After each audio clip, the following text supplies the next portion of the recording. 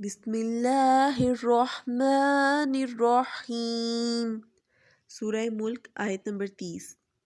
قل کہہ دو، ارأیتم بھلا دیکھو تو، ان اگر اصبح ہو جائے، ماؤکم تمہارا پانی، غورن خشک، فمن تو کون ہے، یأتیکم جو دے گا تم کو، بماء پانی، معین شفاف۔ اب اس آیت کا بامحاورہ ترجمہ دیکھ لیتے ہیں۔ کہہ دو بھلا دیکھو تو، اگر ہو جائے تمہارا پانی جو تم پیتے ہو اور برتتے ہو خشک، تو کون ہے اللہ کے سوا جو لے آئے تمہارے لیے پانی کا شفاف چشمہ۔ اب اس آیت کی تفسیر دیکھتے ہیں ہم۔ جیسا کہ اس آیت میں ایک لفظ استعمال ہوا ہے غورن۔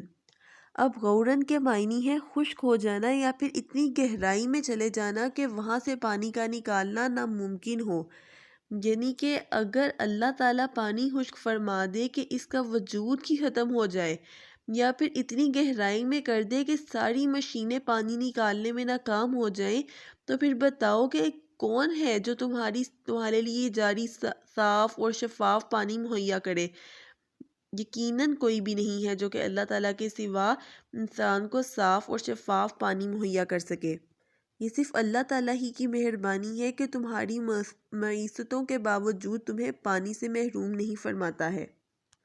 یعنی کہ جو کافر ہیں وہ اپنی ہٹ درمی میں، اپنی ضد میں مبتلا ہے، لیکن پھر بھی اللہ تعالیٰ ان کو پانی سے محروم نہیں کر رہا، ان کو صاف شفاف پانی پینے کے لیے مہیا کر رہے ہیں۔